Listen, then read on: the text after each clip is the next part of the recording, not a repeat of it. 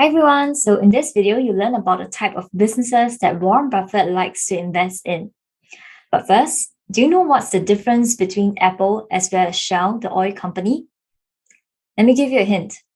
Apple is a type of business that starts with the letter F, whereas Shell is a type of business that starts with the letter C. Did you get it right? Apple is a franchise business, whereas Shell is a commodity business. And according to Warren Buffett, the economic world is divided into two broad categories of business. First is a very small group of franchises, and then there's a very large group of commodity businesses. So, which one should we invest in?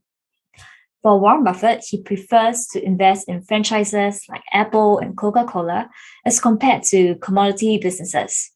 And here's why. So, first, we have to look at what are some of the characteristics of a franchise business. So there are three main characteristics of a franchise business. Firstly, is that it's a company that sells products or services that is very high in demand and there's a very strong desire to purchase these products. And secondly, the products or the services are not easily substitutable. Just think Apple. They have created a perceived lack of substitutability that's created a perceived differentiation amongst Apple products as well as other smartphone brands. And thirdly, for franchises, they belong to an industry that is not regulated in terms of price. And all these three characteristics allows Apple or allows franchise business to really command higher pricing as compared to their competitors.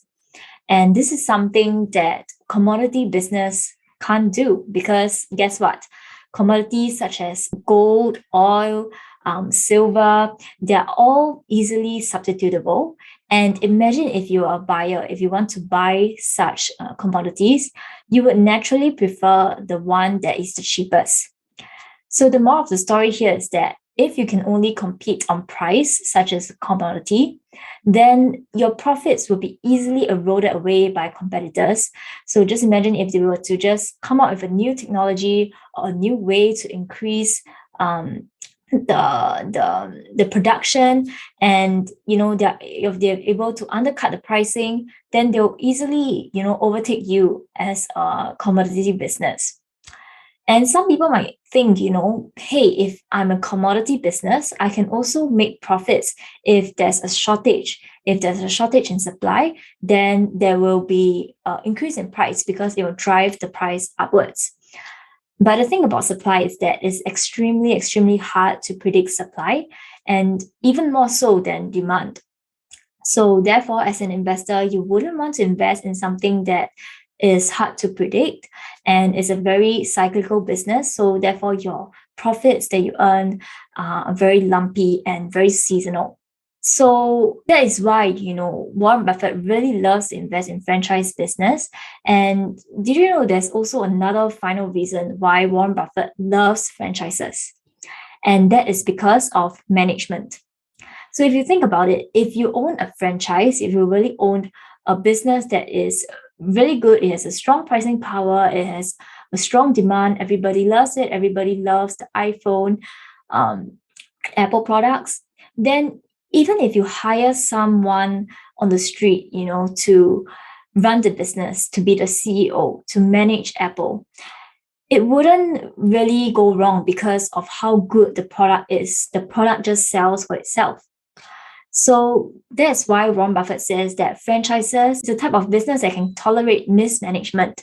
And regardless of whoever runs it, most of the time, even if the CEO is not extremely, extremely capable, not the top 1%, the company still is able to generate profits above the average market rate of the competitors. And this is something that is very important because if you were to invest in commodities, conversely, then their status as being a low-cost operator is forever tied to them as a commodity business.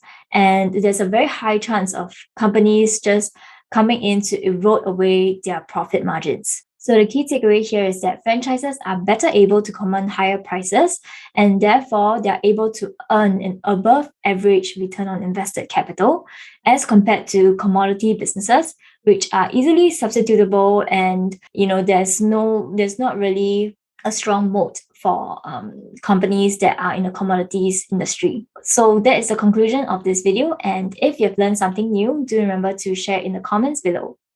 I'll see you in the next one. Bye.